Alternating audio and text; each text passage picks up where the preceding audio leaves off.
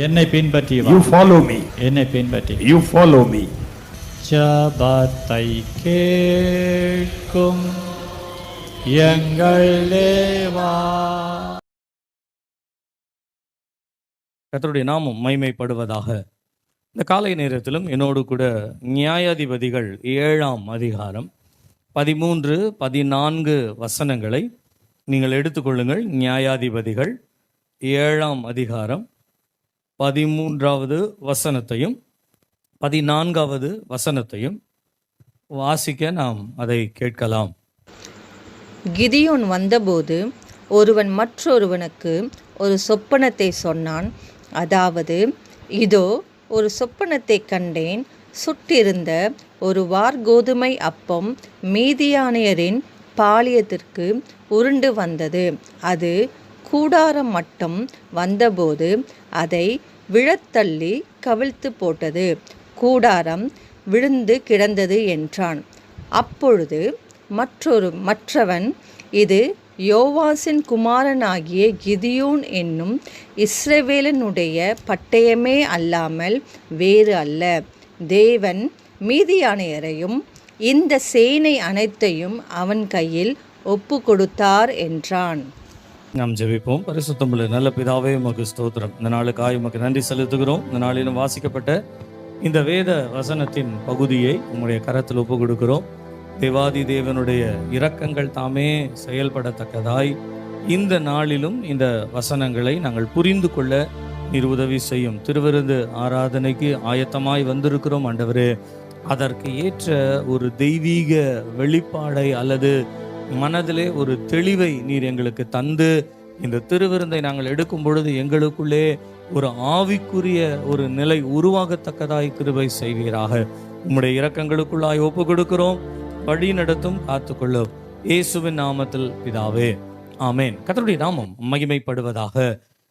இந்த நியாயாதிபதிகள் 7ஆம் அதிகாரம் 13வது வசனத்தை நாம் விளங்கி கொள்ள வேண்டும் என்று சொன்னால், இன்றைக்கு இதை நான் ஆரம்பிக்கிறதுனாலே இதை பற்றினதான ஒரு ஆரம்ப வசனங்களை மாத்திரம் நான் உங்களுக்கு சொல்லுகிறேன். ஆரம்ப காரியத்தை மாத்திரம் இன்றைக்கு நாம் கவனிக்கலாம். நீங்கள் வேத புத்தகத்திலே நியாயாதிபதிகள் என்று சொல்லப்படுகிற இந்த புத்தகம் எப்பொழுது நடந்த காலம் என்று சொன்னால், யோசுவாவின் காலத்திற்கு பின்பாக, மோசே யோசுவா என்ற தலைவர்களுக்கு பின்பாக நடந்ததும், அதே நேரத்தில் சவுல் என்கின்ற ராஜா ஏற்படுத்தப்பட்டு ராஜாங்கம் என்று வருவதற்கு முன்பாக, அதாவது 1 சாமுவேல் என்கின்ற ராஜாக்களினுடைய வரிசைகள் ஆரம்பிப்பதற்கு முன்பாகவும், அதே நேரத்தில் யோசுவா காலத்திற்கு பின்பாகவும் நடந்த ஒரு சம்பவம். ஏறக்குறைய இவைகள் 430 450 வருஷங்கள் வரையிலுமாக இந்த முழு நியாயாதிபதிகளுடைய புத்தகத்தினுடைய காலங்களாய் நமக்கு சொல்லப்படுகின்றது. 14 நியாயாதிபதிகள், அதாவது மோசே யோசுவாவிற்கு பின்பாக ஜனங்களை விசாரித்து நியாயம் தீர்த்து நடத்துகிறவர்களாய் ஏறக்குறைய 14 நியாயாதிபதிகள் வந்ததாக வேதத்திலே சொல்லப்படுகிறது. அதிலே ஏலியும் சாமுவேலும் அடங்கத்தக்கதாய் 14 பேர் அதிலே இருந்தார்கள். அதிலே 5வது நியாயாதிபதியாய் வந்த கிதியோன் என்று சொல்லப்படுகிற ஒரு மனுஷனுடைய காலத்திலே நடந்த, நியாயாதிபதிகள் காலத்திலே வாழ்ந்த கிதியோனுடைய வாழ்க்கையிலே நடந்த ஒரு சம்பவத்தை தான் இந்த இடத்திலே நாம் வாசிக்கின்றோம். கர்த்தருடைய நாமம் மகிமைப்படுவதாக. இஸ்ரவேலர் அடிக்கடியாய் தேவனுக்கு விரோதமாய் பாவம் செய்கிறவர்களாய் இருக்கும் பொழுது தேவன் அவர்களை பெலிஸ்தியருடைய கரத்திலும் மோவாபியருடைய கரத்திலும் மீதியானியருடைய கரத்திலும் அவர்களை விற்று போட்டார், விட்டு கொடுத்தார், ஒப்பு கொடுத்தார் என்கின்ற வார்த்தைகள் அடிக்கடியாய் வருவதை இந்த நியாயாதிபதிகளுடைய புத்தகத்திலே நீங்கள் வாசிக்கலாம். அப்படி இஸ்ரவேலர் கர்த்தருக்கு விரோதமாய் பாவம் செய்யும் பொழுது சில காலங்கள் மீதியானியருடைய கரத்திலே ஆண்டவர் அவர்களை ஒப்பு கொடுத்தாராம். இந்த மீதியானியர்கள் என்ன செய்வார்கள் என்று சொன்னால், நீங்கள் நியாயாதிபதிகள் 6ஆம் அதிகாரத்தினுடைய முதல் 6 வசனங்களை நீங்கள் வாசிப்பீர்கள் என்று சொன்னால், நியாயாதிபதிகள் 6ஆம் அதிகாரம் நீங்கள் முதல் 6 வசனங்களை நீங்கள் வாசிப்பீர்கள் என்று சொன்னால், அங்கே இப்படியாய் சில சம்பவங்கள் சொல்லப்படுகின்றது. ஆண்டவர் மீதியானியருடைய கரத்திலே இஸ்ரவேலரை ஒப்பு கொடுத்த பொழுது இந்த மீதியானியர் என்ன செய்வார்கள் என்று சொன்னால், அரணான ஸ்தலங்களை எல்லாவற்றையும் அவர்கள் இடிக்கத்தக்கதாய் அவர்கள் நீங்க 4, 5, 6 வசனங்களை வாசிக்கும் பொழுது விளைச்சலை உண்டாக்கத்தக்கதாய் விதைகளை அவர்கள் விதைத்து அறுப்பு காலம் என்று வரும் பொழுது அந்த அறுப்பு காலத்தில் இந்த மீதியானியர் தேசத்திற்குள்ளே வந்து அந்த மகசூல் எல்லாவற்றையும் அவர்கள் சுட்டெரித்து போட்டு, இன்னும் சொல்ல போனால் ஒரே வார்த்தையில இதை சொல்ல வேண்டும் என்றால் 5வது வசனம் கடைசி வார்த்தை சொல்லுகிறது, இந்த பிரகாரமாக தேசத்தை கெடுத்துவிட அதிலே வருவார்கள். ஆக இந்த மீதியானியர் இஸ்ரவேலருடைய தேசத்தை நாசப்படுத்தவும் அவர்களுடைய விளைச்சலை கெடுக்கவும் அவர்களுடைய தேசத்தை கெடுக்கவுமாக அடிக்கடியாய் இந்த சம்பவம் நடந்து கொண்டிருக்கும் பொழுது இஸ்ரவேலர் தேவனை நோக்கி கூப்பிட்டார்கள். அப்படி கூப்பிடும் பொழுது அவர்களை காப்பாற்றுவதற்காக ஒரு இரட்சகரை எழுப்புகிறார் ஆண்டவர். அந்த இரட்சகனுடைய பெயர் தான் கிதியோன் என்று சொல்லப்படுகின்றது.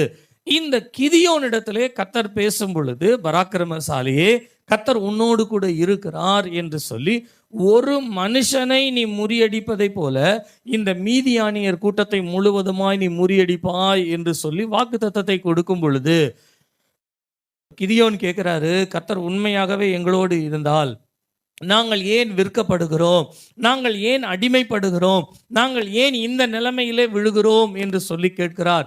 அதற்கு ஆண்டவர் பதில் சொல்லுகிறார், அது உண்மைதான், நீங்கள் செய்த தவறினாலே நீங்கள் விழுவதாய் இருந்தாலும் உங்களை ரட்சிக்கும்படியாய் நான் இருக்கிறேன் என்று சொல்லி ஆண்டவர் கிதியோன் மூலமாய் ஒரு ரட்சிப்பை உண்டாக்க விரும்பினார். அந்த நேரத்தில் கிதியோன் சில அடையாளங்களை கேட்கிறார். உண்மையாகவே நீர் கிரியை செய்வீர் என்று சொன்னால் எனக்கு சில அடையாளங்களை தர வேண்டும் என்று சொல்லி சில அடையாளங்களை கேட்கிறார். ஆண்டவர் அந்த அடையாளங்களையும் உறுதிப்படுத்துகிறார். உறுதிப்படுத்தின பின்பு ஆண்டவர் சிலரை யுத்தத்திற்காய் நீ அழைப்பு கொடு என்று சொல்லும் பொழுது ஏறக்குறைய 32,000 பேர் யுத்தத்திற்காய் ஜனங்கள் தங்களை ஆயத்தப்படுத்தி கொண்டு வருவார்கள். ஆண்டவர் சொன்னாரு, இவர்கள் எல்லாரையும் அழைத்து கொண்டு போய் நீ யுத்தம் செய்தாய் என்று சொன்னால் இந்த இஸ்ரவேல் ஜனம் என்ன பேசுவாங்கன்னா, ஜெயிச்சிட்ட பிறகு எங்கள் கையினாலே நாங்கள் போரிட்டோம், எங்கள் பலத்தினாலே நாங்கள் ஜெயித்தோம் என்று சொல்லி அவர்கள் வீம்பு பேசுவார்கள் என்று ஆண்டவர் சொல்றார். ஆண்டவர்கிட்டயே வீம்பு பேசுவாங்களாம் இஸ்ரவேலர். ஆகையினாலே இவர்களிலே நீ தெரிந்து கொள்ளப்பட்டவர்களை மாத்திரம் அழைக்க வேண்டும் என்று சொல்லி சிலரை நிராகரிக்க வேண்டும் என்று சொல்லி நிராகரிக்க வேண்டும் என்று முதலாவது ஒரு 10,000 பேரை நிராகரித்து அதற்கு பின்பு இருக்கிற 22,000 பேரிலே நீ சிலரை மாத்திரம் தெரிந்து கொள்ள வேண்டும் என்று ஒரு 300 பேரை மாத்திரம்தான் ஆண்டவர் தெரிந்து கொள்ளுகிறார். இந்த 300 பேரை வைத்து தேவன் கிதியோனுக்கு சொன்ன ஆலோசனையின்படியாக ஒரு பெரிய மீதியானியருடைய படையையே அவர்கள் முறியடிக்கிறார்கள். நீங்கள் 7ஆம் அதிகாரத்தினுடைய 12, 13 வசனங்களை நீங்கள் வாசிப்பீர்கள் என்று சொன்னால் இந்த 12வது வசனத்தில் இப்படியாய் சொல்லப்படுகிறது, கர்த்தருடைய நாமம் மகிமைப்படுவதாக. அவர்கள் வெட்டிக்கிளிகளைப் போல திரளாய் பள்ளத்தாக்கிலே படுத்து கிடந்தார்கள் என்று சொல்லப்படுகிறது. இது மாத்திரமல்ல, ஒட்டகங்களும் கணக்கில்லை என்றும் கடற்கரை மணலத்தனை போல திரளாய் இருந்தார்கள் என்று சொல்லப்படுகிறது. மணலத்தனையே போல திரளாய் இருந்தவர்கள், விரோதமாய் வந்தவர்கள். இது மாத்திரமல்ல, கணக்கில்லாத அளவிற்கு ஒட்டகங்கள். இது மாத்திரமல்ல, வெட்டுக்கிளிகளை போல அவர்கள் திரளாய் இருந்தார்கள் என்று சொல்லப்படுகிறது. இவ்வளவு திரளான ஒரு கூட்டத்தை 300 பேரை மாத்திரம் வச்சு ஆண்டவர் முழுவதுமாய் அவர்களை வீழ்த்தி இஸ்ரவேலருக்கு ஒரு பெரிய ஜெயத்தை கொடுத்தார். அல்லேலூயா, அல்லேலூயா. நல்ல சத்தமா சொல்லுங்க, அல்லேலூயா. இந்த ஜெயத்தை 300 பேரை வைத்து ஆண்டவர் இஸ்ரவேலருக்கு ஒரு பெரிய ஜெயத்தை உண்டாக்குவதற்கு கிதியோனிடத்திலே அன்று ராத்திரி சொன்னாராம், நீ எழுந்து அந்த சேனைக்குள்ளே போ என்று சொன்னாராம். கிதியோனும் அவனுடைய வேலைக்காரனாகிய பூராவும் 2 பேருமாய் சேர்ந்து அந்த பாளையத்திற்குள்ளே போகும் பொழுது அங்கே பேசிக் கொண்டிருந்த வார்த்தைகளை தான் நாம் 13, 14வது வசனத்திலே நாம் கவனித்தோம். உங்களுக்கு ஓரளவுக்கு இப்போ இந்த சம்பவம் ஃபுல்லா தெரியும்னு நினைக்கிறேன். அல்லேலூயா சொல்லுங்க. கவனிங்க, ஆண்டவர் கிதியோனிடத்திலே சொல்லுங்க, நீ போய் அந்த பாளையத்திலே அந்த சேனையோடு கூட நீ போய் அங்கே இரு, நான் அந்த சேனை உங்களுடைய கரத்தில் ஒப்பு கொடுப்பேன்னு சொல்றார். அப்போ கிதியோன் போகும் பொழுது அந்த சேனையிலே உள்ள ஒரு 2 பேர் பேசிக்கொண்டதை தான் இங்கே நாம் ஆரம்பத்திலே வாசித்தோம். ஒருவரோடு ஒருவர் பேசிக்கொண்டார்களாம். இதோ நான் ஒரு சொப்பனத்தை கண்டேன், சுருட்டி இருந்த ஒரு வார்கோதுமை அப்பம் மீதியானியருடைய பாளையத்திற்குள் உருண்டு வந்து அது கூடாரம் மட்டும் வந்து போது அதை விழத்தள்ளி கவிழ்த்து போட்டது என்று சொல்லுகிறார். அப்போ உடனே அடுத்த ஆள் சொல்றாரு, அந்த சுருண்டு வந்த அந்த வார்கோதுமையின் அப்போன்றது யாரும் கிடையாது, யோவாசன் குமாரன் ஆகிய கிதியோனை பற்றி அது சொல்லப்படுகிறது. அப்படியானால் இஸ்ரவேலருடைய கையிலே ஆண்டவர் நம்மை ஒப்பு கொடுத்தார். அவங்க சாப்டரையே முடிச்சுட்டாங்க, இன்னும் சண்டையே நடக்கல, இன்னும் ஆரம்பிக்கவே இல்லை. ஒரு சொப்பனத்தை குறித்ததா 2 பேர் பேசும் பொழுது அந்த சொப்பனத்திலே சொல்லப்பட்ட ஒரு வார்த்தை என்னவென்று சொன்னால், கிதியோனை போல வருகின்ற அந்த உருண்டு வருகிற வார் கோதுமையினுடைய அப்பமானது பாளையத்தினுடைய கூடாரத்தை தள்ளிற்று, ஜெயித்து விட்டது என்கின்ற ஒரு சொப்பனத்தினுடைய தெளிவை நீங்க யோசித்து பாருங்களேன். ஆண்டவர் நமக்கு ஒரு காரியத்தை செய்யணும்னு சொன்னா யாரு சத்துருவா இருக்கிறானோ அந்த சத்துருக்கு நம்மை பற்றி சொல்லுகிறார். நமக்கே அந்த சொப்பனம், ஒருவேளை இந்த கிதியோனுடைய வேலைக்காரன், ஐயா நான் ஒரு சொப்பனத்தை கண்டேன் அப்படின்னு சொல்லியிருந்தா சரி அதெல்லாம் நிறைவேறும், கர்த்தர் செய்வார் அப்படின்னு ஒரு சாதாரணமாக சொல்லலாம். ஆனால் யார் எந்த காரியத்தை செய்ய வேண்டும் என்று தேவன் ஏற்படுத்துகிறாரோ அவர்களை பற்றி அவர்களுடைய எதிராளியினிடத்திலே சொல்லுகிறார். அல்லேலூயா. ஒரு முறை இந்த யாக்கோபு தன்னுடைய சொந்த ஊருக்கு திரும்பி வரும் பொழுது அவனுடைய மாமனாராகிய லாபான் என்ன பண்றாரு, இவன் நம்ம கிட்ட சொல்லாம கொள்ளாம போயிட்டான், இவனை சும்மா விடக்கூடாதுன்னு சொல்லி தன்னுடைய ஜனங்களோடு அவனை தொடர்ந்து வருகிறார். ஒரு இடத்துல வந்து கண்டுபிடிச்சாச்சு. கண்டுபிடிச்ச உடனே யாக்கோபு இடத்துல அவர் பேசுகிறார். பேசும்போது சொல்றாரு, உனக்கு தீமை செய்வதற்கு எனக்கு வல்லமை உண்டு, அதிகாரம் உண்டு, தீமை செய்ய முடியும் என்னால. ஆனால் உனக்கு தீமை செய்யக்கூடாது என்று நேற்று ராத்திரி உன்னுடைய தகப்பனுடைய தேவன் என்னை சந்தித்து என்னை எச்சரித்தார். இந்த காலை நேரத்தில் கர்த்தர் உங்களோடு கூட பேசுவாராக. திருவிருந்து ஆராதனைக்கு ஆயத்தமாய் வந்திருக்கிற உங்களோடு பேசுவாராக. உங்ககிட்ட ஆண்டவர் பேசலையேன்னு கவலைப்படாதீங்க, பேச வேண்டியவங்கிட்ட ஆண்டவர் பேசுவார். சொல்ல வேண்டிய வார்த்தை யாருக்கு எந்த இடத்துல பயத்தை உண்டாக்க வேண்டும் என்பது கர்த்தருக்கு தெரியும். அதை நிறைவேற்றுவார். மனுஷீகமாய் நாம் கிரியை செய்யாதபடிக்கு கர்த்தருக்கு காத்திருக்கிறவர்களுக்கு தேவன் புதிய பலத்தை கொடுக்கிறவராய் இருக்கிறார். அல்லேலூயா, அல்லேலூயா, அல்லேலூயா. இன்றைக்கு இந்த அப்பத்தை பற்றி தான் நாம் கவனிக்க வேண்டும் என்று சொல்லி இந்த அப்பத்தை பற்றி தான் நாம் கவனித்து வருகிறோம். மத்தேயு எழுதின சுவிசேஷம் 26ஆம் அதிகாரம் 26வது வசனத்திலே இயேசு கிறிஸ்து தம்முடைய சீஷரை எல்லாரையும் உட்கார வைத்து அவர் அப்பத்தை எடுத்து அதை ஆசீர்வதித்து ஸ்தோத்திரம் பண்ணி அந்த அப்பத்தை பிட்டு தம்முடைய சீஷருடைய கரத்திலே கொடுத்து இதை வாங்கி புசியுங்கள் என்று சொல்லி ஆண்டவர் சொன்ன ஒரு வார்த்தை என்னவென்றால், இது என்னுடைய சரீரமாய் இருக்கிறது என்று. இது என்னுடைய சரீரமாய் இருக்கிறது என்கின்ற வார்த்தையை தான் ஏறக்குறைய நாம் 1.5 மாதங்களாய் 2 மாதங்களாய் நாம் கவனித்து வருகிறோம். இது என்னுடைய சரீரம் என்று அப்பத்தை எடுத்து ஆண்டவர் சொல்லும் பொழுது இந்த அப்பம் பழைய ஏற்பாட்டு காலத்தில் இயேசு கிறிஸ்துவுக்கு அடையாளமாகவும் புதிய ஏற்பாட்டு காலத்திலும் இயேசு கிறிஸ்துவுக்கு அடையாளமாய் சொல்லப்படுகிற அப்பங்கள் எவைகள் என்பதை தான் இந்த நாட்களிலே தொடர்ந்தேர்ச்சியாய் கவனித்து வருகிறோம். முதலிலே நாம் கவனித்த ஒரு அப்பம் என்னவென்று சொன்னால், மெல்கிசேதேக் ஆபிரகாமுக்கு கொடுத்த அப்பமும் திராட்சை ரசம் என்கிற அப்பத்தை பற்றி நாம் பார்த்தோம்.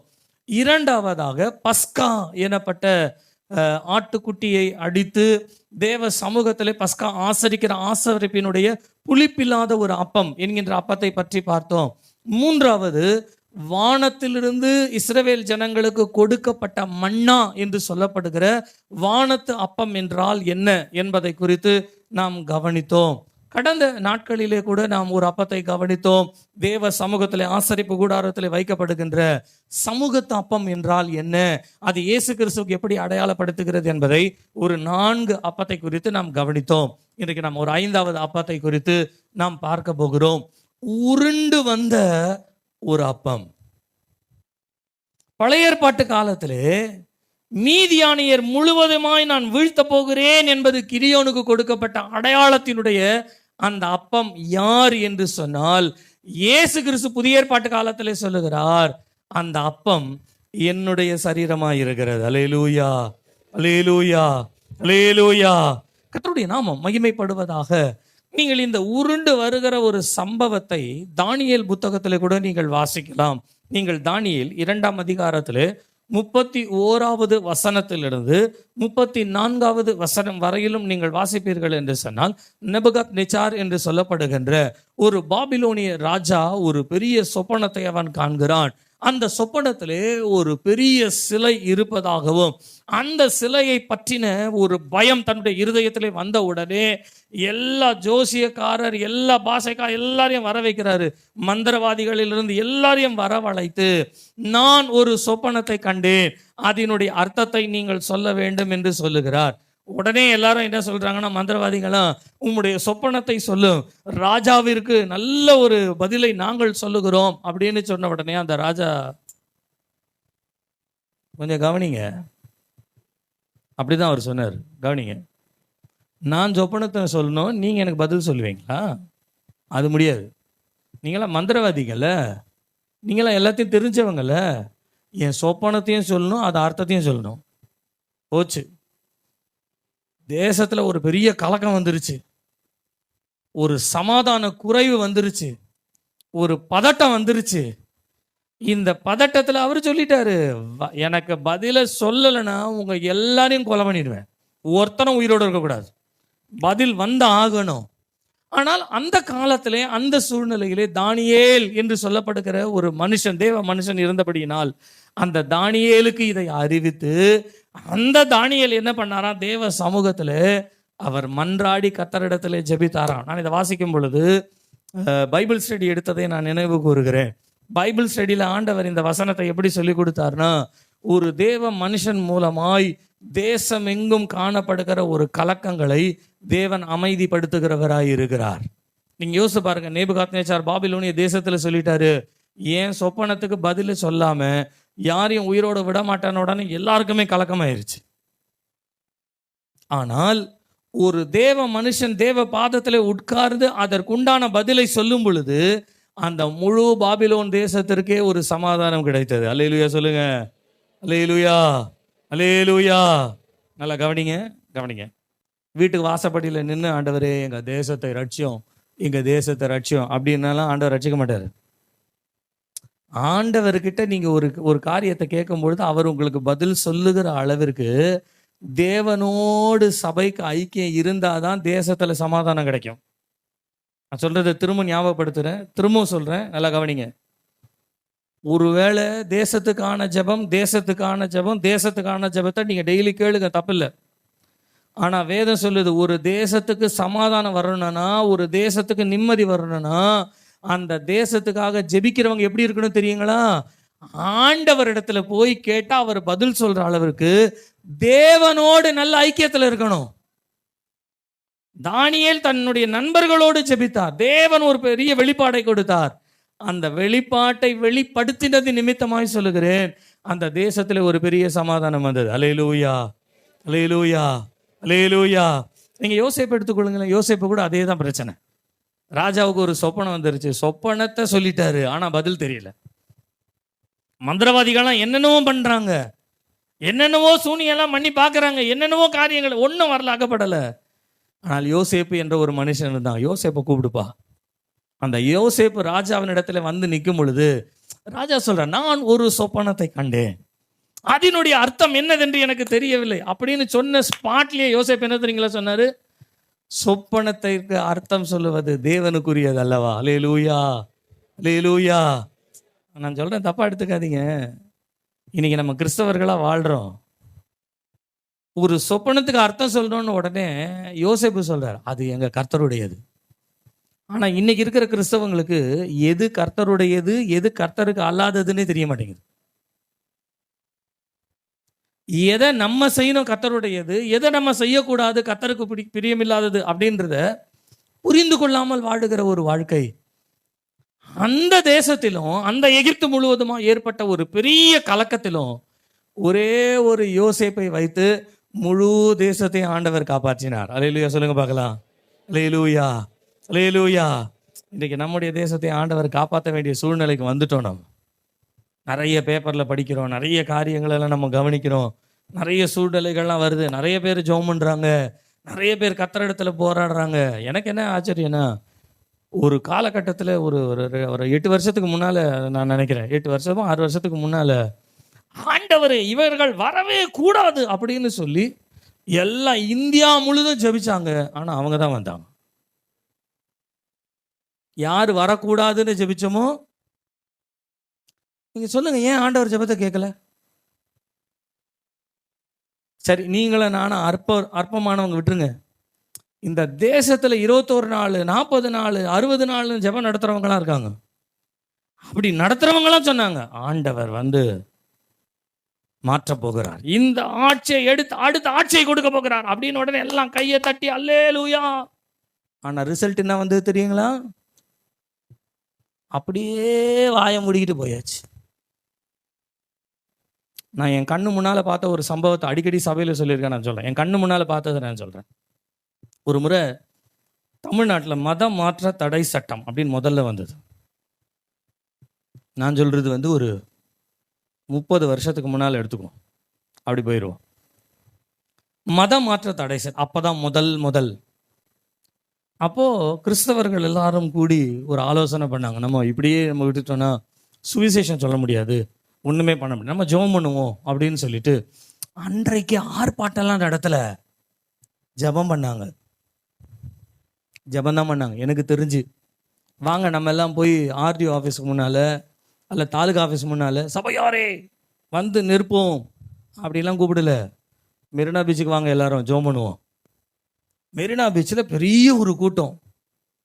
அந்த பெரிய கூட்டத்தின் மத்தியில் ஜெபம் நடந்துட்டு இருக்கு. அப்படி ஜெபம் நடக்கும் பொழுது இன்றைக்கு இருக்கிற உயிரோடு இன்றைக்கும் இருக்கிற ஒரு நல்ல ஒரு தேவ மனுஷன், ஒரு பாஸ்டர் நல்லா ஜெபம் பண்ணிகிட்டே இருக்காரு. ஜெபம் பண்ணிகிட்டே இருக்கும் பொழுது அவருக்குள்ள ஒரு ஆவியின் அபிஷேகம் இறங்கிருச்சு.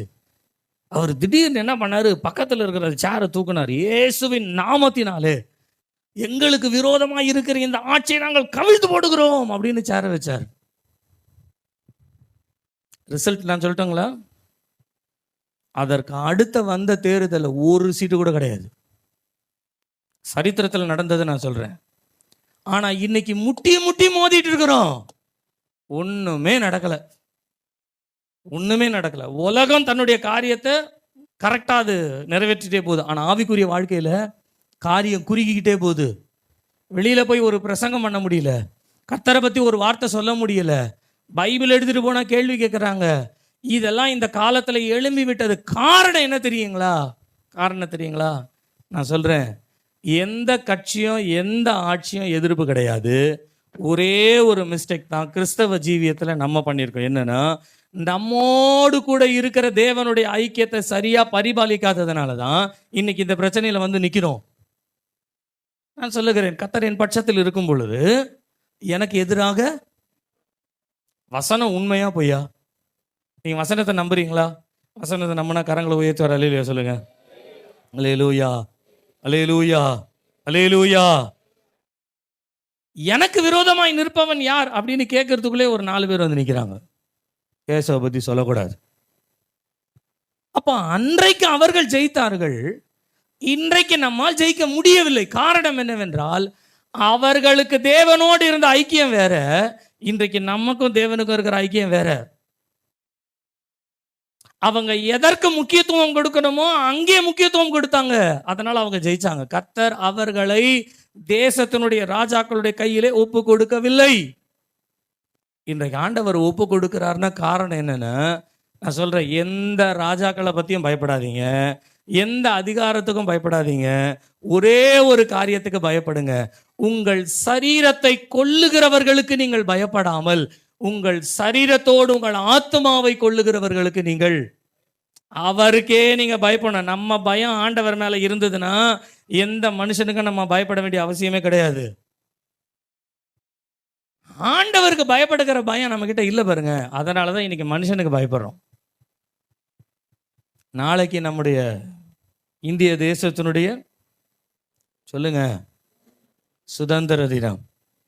எத்தனையோ பேர் சுதந்திரம் கிடைப்பதற்காக, விடுதலை கிடைப்பதற்காக ரத்தம் சிந்தினார்கள், போராடினார்கள். அந்த போராட்டத்தின் மத்தியிலே அவர்களுக்கு ஒரு ஜெயம் கிடைத்தது. எல்லாம் கரெக்டு தான். உலகத்தில் இருக்கிற ஒரு மனுஷனுக்கு சுதந்திரம் கிடைச்சிருச்சு. ஆனால் ஆவிக்குரியவர்களாகி உங்களுக்கு எனக்கும் அந்த சுதந்திரம் கிடையாது. ஏன் கிடையாதுன்னு சொன்னா, நான் சொல்லுகிறேன், ஆண்டவரோடு கூட இருக்கிற ஒரு ஐக்கியம்.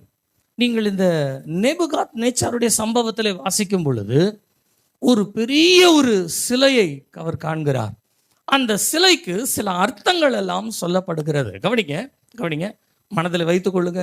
இதெல்லாம் டாபிக் உள்ள ரொம்ப இன்டீரியராக போக முடியாது. சொல்லுகிறத மாத்திரம் மனதில் வைத்துக் கொள்ளுங்க. நீங்கள் தானியேல் புத்தகத்தை வாசிங்கன்னா, உங்களுக்கு 2ஆம் அதிகாரம் வாசிங்கன்னா புரியும். ஒரு பெரிய சிலை, அந்த சிலையினுடைய தலை பொன்மயமாய் இருந்ததாம்.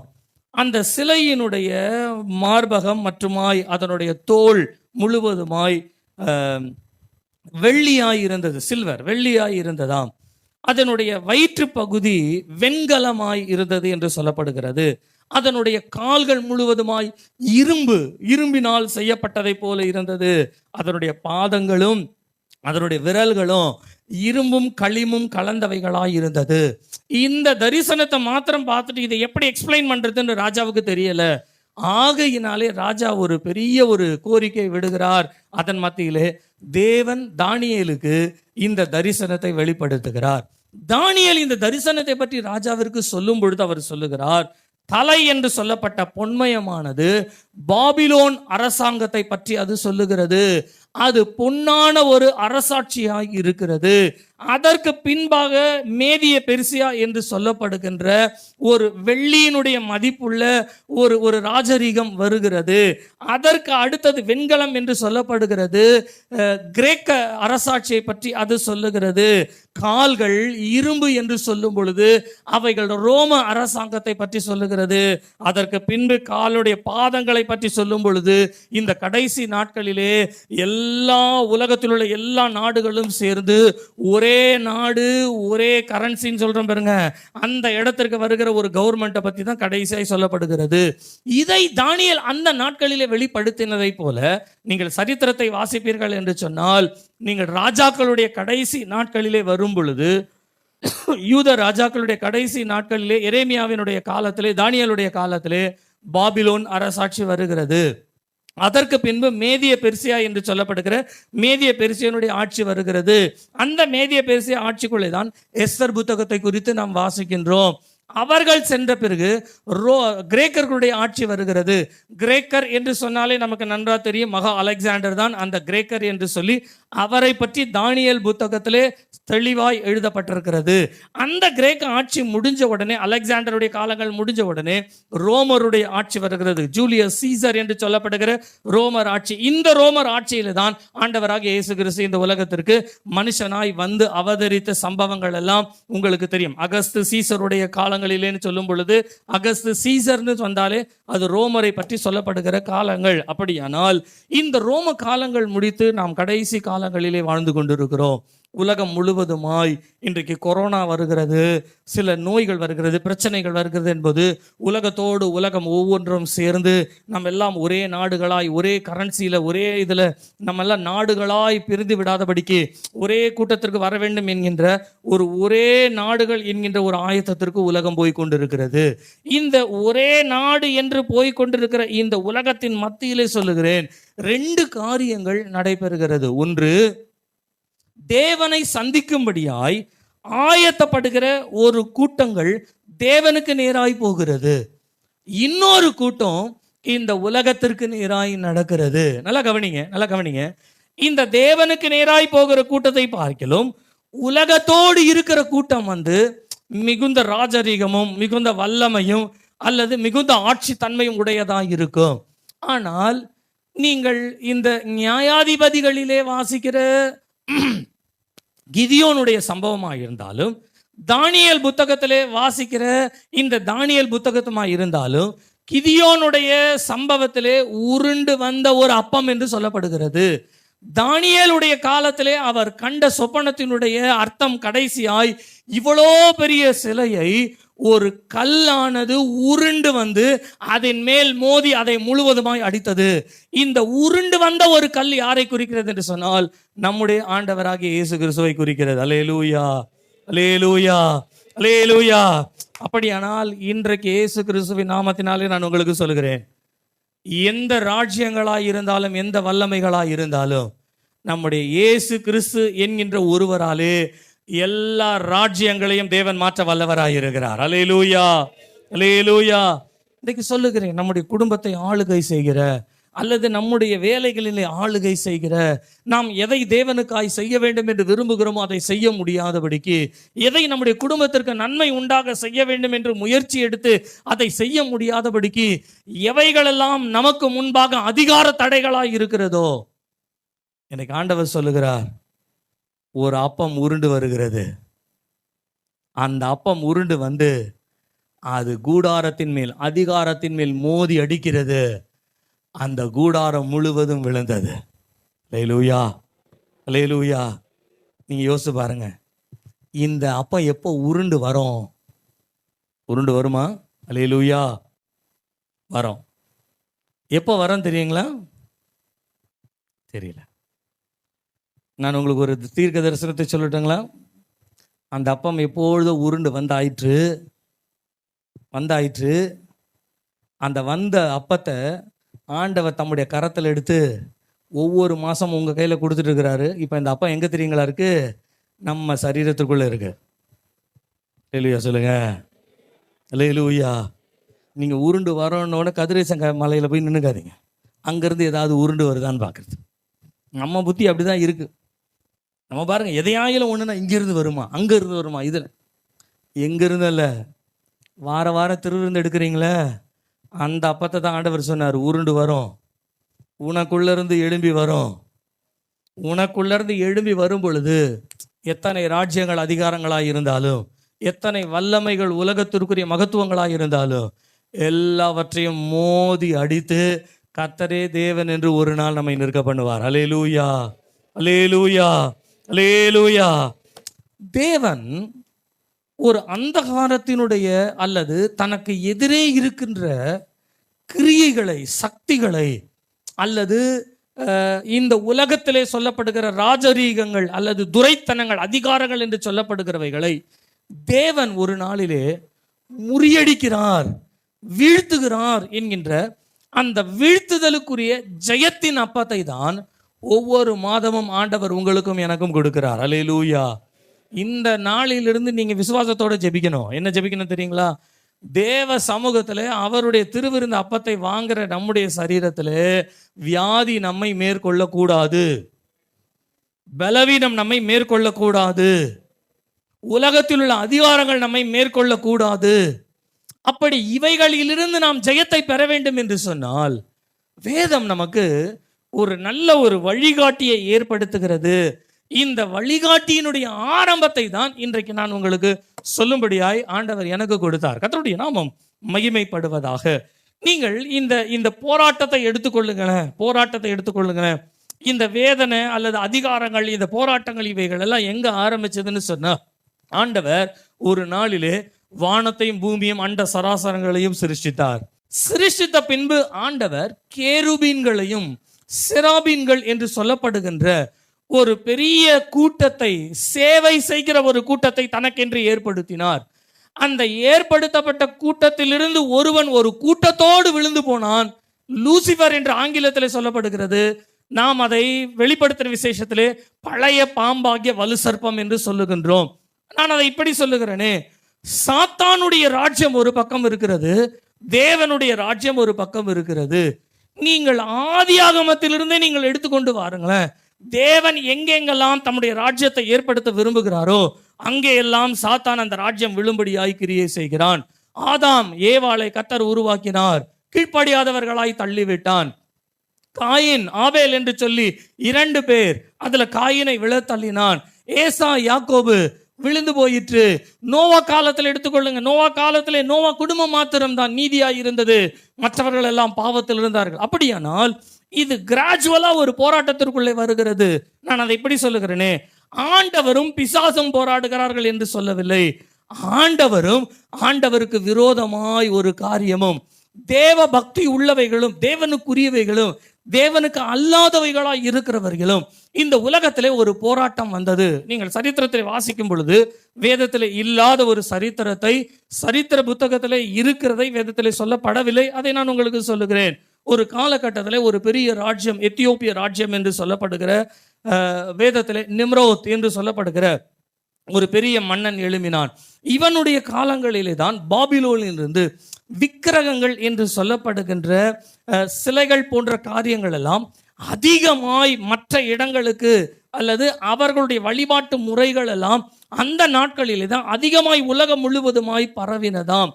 அப்படி தெய்வங்கள் என்று சொல்லப்படுகிறவைகளை வைத்து வழிபாடு பண்ணுகின்ற இந்த நிம்ரோத் மன்னனுடைய காலங்களிலே ஒரு மனுஷன் இருந்தார். அந்த மனுஷனுடைய வேலை என்னவென்று சொன்னால், இந்த நிம்ரோத்திற்கு எங்கெங்கெல்லாம் அவர் யுத்தத்திற்கு போகிறாரோ, என்னென்ன காரியங்கள் எல்லாம் செய்கிறாரோ, அவைகள் எல்லாவற்றிற்கும் அவர்களுக்கு வழி நடத்தத்தக்கதாய் வழி நடத்துவதற்கென்று ஒரு தெய்வத்தை ஏற்படுத்துவது. நல்லா கவனிங்க, எல்லாத்துக்கும் ஒரு தெய்வம் இருக்கு எகிப்துல. தண்ணி ஒரு தெய்வம், காற்று ஒரு தெய்வம், வானம் ஒரு தெய்வம், நட்சத்திரங்கள் ஒரு தெய்வம். இப்படி எல்லாவற்றையும் எகிப்து தேசத்தில் தெய்வங்களாய் வழிபடுகிற ஒரு வழிபாட்டு ஒழுங்கு இருந்தது. இது எங்க இருந்து வந்தது என்று சொன்னால், இந்த குஷ் என்று சொல்லப்படுகிறவனுடைய மகனாய் வந்த நிம்ரோத் இருக்கான் பாருங்க, இந்த நிம்ரோத்தினுடைய காலத்திலே தான் இவைகள் எல்லாம் ஒவ்வொன்றிற்கும் ஒரு தெய்வம் என்று ஏற்படுத்தப்பட்டதாம். இதை யார் செய்து கொடுப்பாங்க அப்படின்னு சொன்னா, ஒரு ஸ்பெஷலிஸ்ட் இருக்காராம். அந்த ஸ்பெஷலிஸ்ட் தான் செய்வாராம். அவரை வச்சுதான் இந்த உலகத்துல இந்த ராஜ்யத்தை ஸ்தாபிக்க வேண்டும் என்று பிசாசு தன்னுடைய இருதயத்திலே தெய்வத்தினுடைய சிலைகள், வழிபாட்டு முறைகள் என்கின்ற நிறைய ஐடியாஸ் எல்லாமே அந்த காலத்திலே தான் உருவாகி வந்ததாம். அந்த மனுஷனை வைத்து இந்த உலகம் முழுவதுமாய் தன்னுடைய ராஜ்யம் ஸ்தாபிக்க வேண்டும் என்று சாத்தான் முழு திட்டத்தோடு இந்த உலகத்திலே அந்த மனுஷனை நோக்கி பார்க்கும் பொழுது, ஆண்டவர் அந்த மனுஷனுடைய குமாரனை நோக்கி பார்த்து ஆபிரகாமே என்று அழைத்தாராம். ஆபிரகாமினுடைய தகப்பன் ஒரு விக்கிரக ஆராதனைக்காரன் என்று சொல்லப்படுகிறது. அவன் மூலமாய் ஒரு ராஜ்யத்தை ஏற்படுத்த வேண்டும் என்று சாத்தான் நினைத்தான். ஆனால் அந்த ராஜ்யத்திற்குள்ளிருந்து ஒரு மனுஷனை எடுத்துதான் இன்றைக்கு ஆவிக்குரியவர்களாகிய உங்களுக்கும் எனக்கும் தகப்பன் என்ற விசுவாசத்தின் தகப்பன் என்கின்ற ஒரு வழியை தேவன் உருவாக்கினார். அல்லேலூயா, அல்லேலூயா. சாத்தானுடைய திட்டத்தை உடைச்சார் ஆண்டவர், நொறுக்குனார். இதே போல நீங்க எடுத்துக்கொள்ளுங்க, பாபிலோனுக்கு கொண்டு போகப்படும்படியாய் தேவனுடைய மனுஷர்கள் எல்லாம் பாபிலோனுக்கு கொண்டு போகப்பட்டார்களாம். அப்படி கொண்டு போகப்படும் பொழுது இவர்களை எல்லாரையும் பாபிலோனுடைய வழிபாட்டு முறையிலே தள்ள வேண்டும் என்று சாத்தான் நினைத்தான். ஆனால் அங்கே ஷாத்ராக், மேஷாக், ஆபேத்நேகோ, தானியேல், நெகேமியா, எஸ்ரா என்று சொல்லி தேவன் தம்முடையவர்களை இந்த சாத்தானுடைய கோட்டைகளை உடைக்கும்படியாய் தம்முடையவர்களை தேவன் அந்த இடத்துல எழுப்பினார். இன்னும் சொல்ல போனா அந்த ராஜாக்களுக்கெல்லாம் வழி சொன்னது யாருன்னா தேவனுடைய பிள்ளைகள் தான். எங்கெல்லாம் சாத்தான் எழும்பும்படியாய் நிற்கிறானோ அங்கே எல்லாம் தேவன் ஒரு கிரியம் செய்கிறார். எங்கெல்லாம் தன்னுடைய ஆட்சியை நிலைநிறுத்த வேண்டும் என்று நினைக்கிறானோ அங்கெல்லாம் தேவன் தம்முடைய காரியத்தை ஒரு உருண்டு வருகிற அப்பத்தை போல தேவன் நமக்குள் இருந்து கிரியை செய்கிறவராய் இருக்கிறார். அல்லேலூயா, அல்லேலூயா. இந்த கடைசி காலத்திலும் சொல்லுகிறேன், 2 காரியங்கள் நமக்கு முன்பாய் போராடி கொண்டிருக்கிறது. ஒன்று ஆவிக்குரிய உலகம், இன்னொன்று இந்த உலகம். உலகமா ஆண்டவரா அப்படின்ற ஒரு போராட்டத்திற்குள்ளே இன்றைக்கு உலகம் சென்று கொண்டிருக்கிறது. கவனிங்க, நல்லா கவனிங்க. நான் முடிக்கிற இடத்துக்கு வந்திருக்கேன். இன்றைக்குரிய செய்தியை, உலகம் எதற்கு தயாராகி கொண்டிருக்கிறது என்பதை நீங்களும் நானும் அறிந்து கொள்ள வேண்டும். நாம் எதற்கு தயாராக வேண்டும் என்பதை புரிந்து கொள்ள வேண்டும். உலகத்திலே உலகமும் அதில் உள்ளவைகளும் எதற்கு தயாராகிறது என்று சொன்னால், இந்த உலகத்தை ஆட்சி செய்வதற்காய் தேவனுக்கு விரோதமாய் அந்தி கிறிஸ்து என்று சொல்லப்படுகிற ஒருவன் வரப்போகிறான். இந்த அந்தி கிறிஸ்துக்கு உலகம் அவனுடைய கரத்தில் இந்த அதிகாரத்தை கொடுப்பதற்காக உங்களுக்கு நன்றாய் தெரியும், யூரோ என்று சொல்லப்படுகின்ற ஐரோப்பியர்களுடைய ஒரு தேசத்தினுடைய கூட்டு மாநாடு ஒன்று இருக்கிறது, ஒரு கூடுகை இருக்கிறது. எப்படி உங்களுக்கு தேசங்கள் எல்லாம் கூடி ஒன்று சேர்ந்து செயல்படுகிறதோ அதே போல இப்பொழுது இந்த ஐரோப்பிய நாடுகள் எல்லாம் ஒரு கூட்டு நாடாய் சேர்ந்து செயல்படுகிற அதில் ஒருவர் சொன்னாரா, அதில் எல்லாவற்றையும் யார் யார் எந்தெந்த நாடு எந்தெந்த உறுப்பினர் எல்லாத்தையும் கிளியர் பண்ணிட்டு அதற்கு தலைவர் மாத்திரம் ஏற்படுத்தவில்லையா. அந்த தலைவர் மாத்திரம் நல்ல தலைவர் வரைக்கும் இப்போ டெம்பரரியாக இருக்கிறாங்க. ஆனால் அவர் சொன்னாராம், எங்கள் தலைமைத்துவத்திற்கு சரியாய் செயல்படுவதற்கு ஒருவேளை பாதாளத்திலிருந்து பிசாசு வந்தா கூட அவன் செயல்படுவதற்கு முழு அதிகாரத்தையும் நாங்கள் கொடுப்போம். உலகம் பிசாசை அங்கீகரிப்பதற்கு ஆயத்தமாகிவிட்டது. சேட்டனிக் சபை வந்துருச்சு. பிசாசை வணங்குகிறவர்களுடைய சபைகள் எல்லாம் பெருகி கொண்டு இருக்கிறது. கோயம்புத்தூர்ல இருக்குது. இப்படி எல்லா இடங்களிலும் பெருகி கொண்டிருக்கிற காலகட்டத்தில் நீங்களும் நானும் வாழுகிறோம். நீங்கள் உலகத்தை பார்க்கும் பொழுது, உலகத்தில் நடக்கிற ஒவ்வொரு அசைவும் கவனிக்கும் பொழுது ஒன்றை நல்லா தெரிந்து கொள்ளுங்க. நீங்கள் என்ன செய்தாலும் இந்த செயல்கள் எல்லாம் அந்தி கிறிஸ்து ஆட்சிக்கு தான் அதை ஆயத்தப்படுத்தும். ஆனால் உலகத்தில் இல்லாத ஒன்றை தேவன் நமக்கு கொடுத்திருக்கிறார். இயேசு சொன்னார், உலகம் என்னை அறியாது, நீங்களோ என்னை அறிவீர்கள். அப்படின்னா நமக்குள்ள ஆண்டவர் ஆவிக்குரிய ஒரு கிரியை செய்கிறார். எதற்கென்று சொன்னால், இந்த உலகத்தில் அந்தி கிறிஸ்து வருவதற்கு முன்பாக அவன் எப்பொழுது நான் வந்து விட்டேன் என்று சொல்லுகிறானோ அதை கேட்பதற்கு நீங்களும் நானும் இங்கே இருக்க போவதில்லை.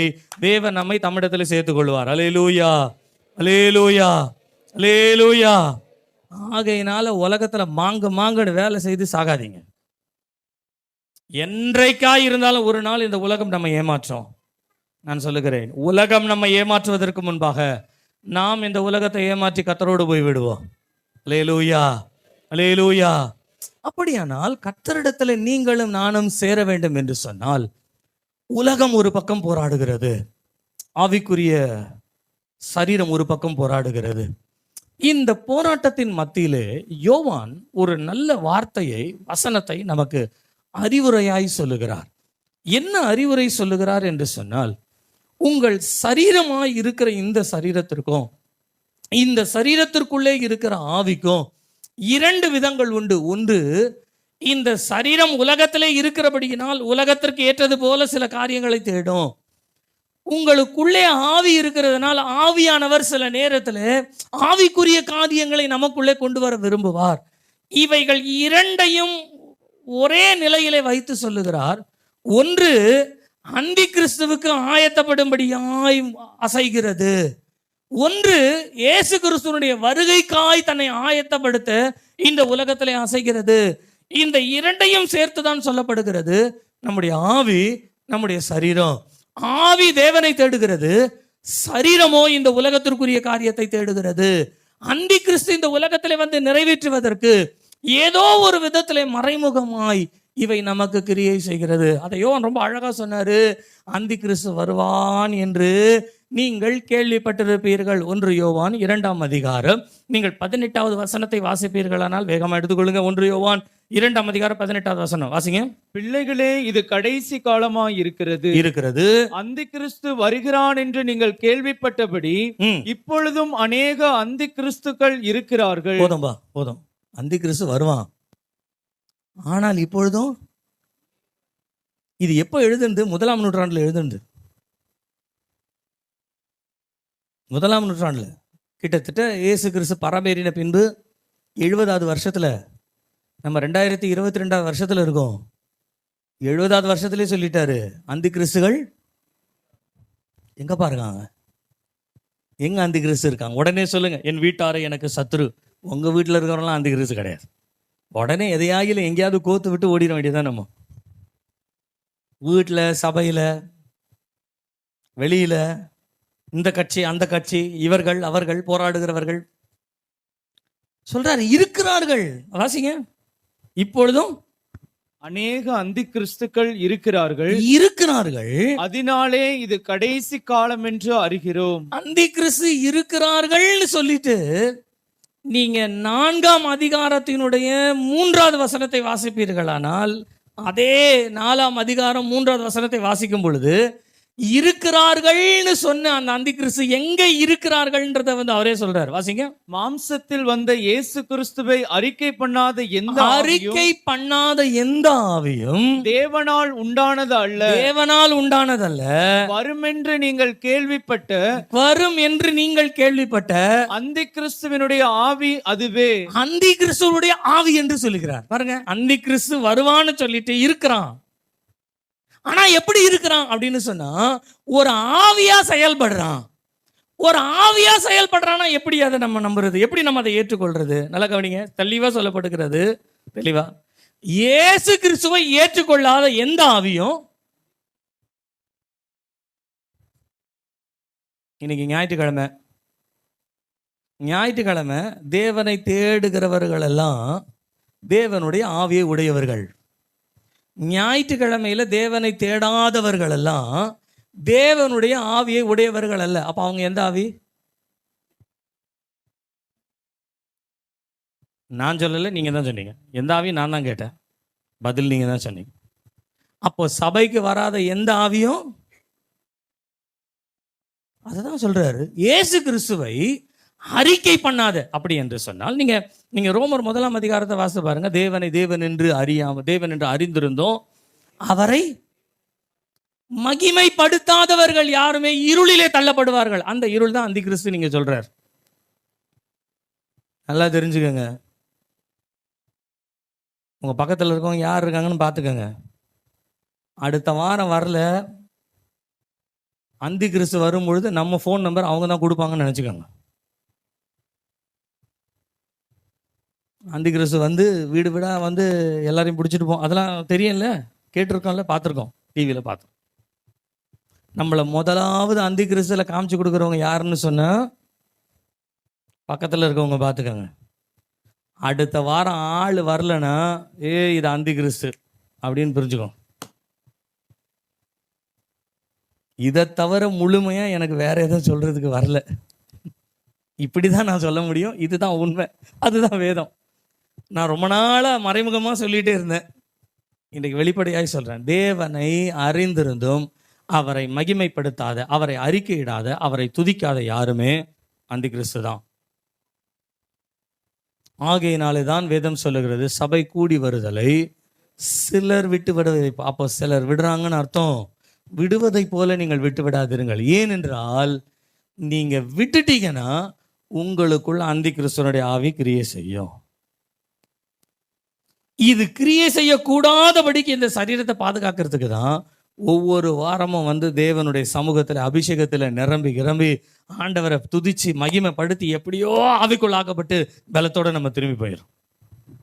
நீங்க பாருங்க, திங்கள், செவ்வாய், புதன், வியாழன், வெள்ளி, வியாழக்கிழமை வரைக்கும் நல்லா கரண்ட் ஓடும், வெள்ளிக்கிழமை இருட்டாயிரும், சனிக்கிழமை எரிஞ்செறிஞ்சு விழும், ஞாயிற்றுக்கிழமை ஸ்தோத்திரமாயிரும். அது அவ்வளோதான்.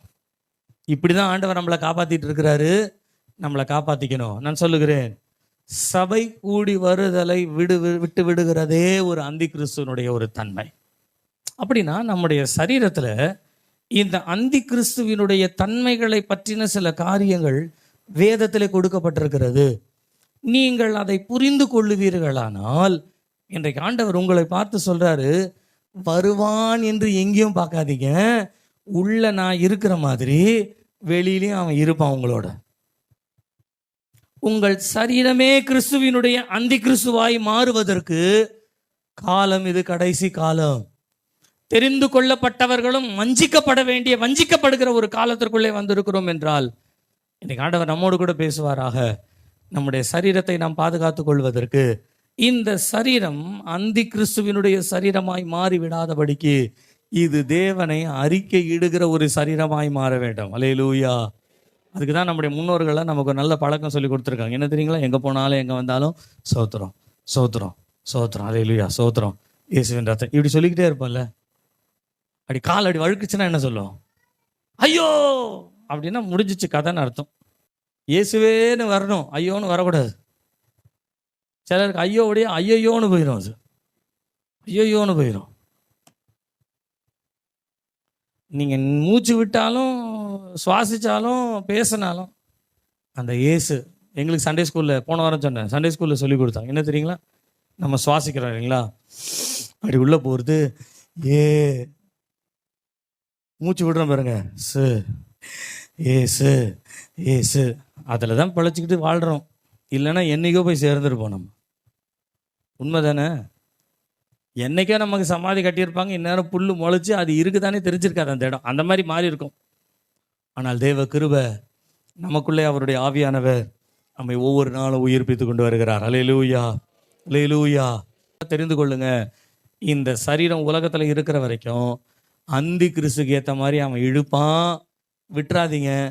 உங்கள் ஆவியினாலே சரீரத்தை காத்துக்கொள்ளுங்க. அல்லேலூயா, அல்லேலூயா. முழங்கால் படிடுவோமா? எல்லாரும் முழங்கால் படிடுவோம். முடிந்தால் எழும்பி நின்று கொள்ளுங்க. ஒரு 5 நிமிஷம் நம்ம கொஞ்சம் நேரம் கர்த்தரை ஸ்தோத்தரிக்க போகிறோம். எதுக்கு தெரியுங்களா? இந்த சரீரம் ஒரு நாள் அந்தி கிறிஸ்து சரீரமாக மாறிடக்கூடாது. நம்மளை அறியாமலையே, நமக்கு தெரியாமலேயே, நாம் அதை புரிந்து கொள்ளாமலேயே ஆவியானவர் நம்மோடு கூட பேசுவாராக. எல்லாரும் கண்களை மூடி கொஞ்ச நேரம் கர்த்தரை நம்ம ஸ்தோத்திரம் பண்ண போகிறோம். ஆத்துமாவே கர்த்தரை ஸ்தோத்தரி, என் முழு உளமே அவருடைய பரிசுத்த நாமத்தை ஸ்தோத்தரி. என் ஆத்துமாவே கர்த்தரை ஸ்தோத்தரி, கர்த்தர் செய்த சகல உபகாரங்களையும் மறவாதே. ஆமே ஆமே. நம்முடைய கர்த்தராகிய இயேசு கிறிஸ்துவுடைய கிருபையும் பிதாவாகிய தேவனுடைய அன்பும் பரிசுத்த ஆவியானுடைய ஐக்கியமும் சிநேகமும் நம் அனைவரோடும் சகல பரிசுத்தவான்களோடு கூட கர்த்தருடைய வருகை மட்டும் இருப்பதாக. ஆமேன் ஆமேன். அல்லேலூயா, அல்லேலூயா, அல்லேலூயா. கர்த்தருக்கு ஸ்தோத்திரம். கர்த்தர் உங்களை ஆசீர்வதிப்பாராக, உங்களோடு கூட இருப்பாராக. ஆமேன் ஆமேன். Praise the lord. என்னை பின்பற்றி வா. You follow me. என்னை பின்பற்றி You follow me. ஜபத்தை கேட்கும் எங்கள் தேவா.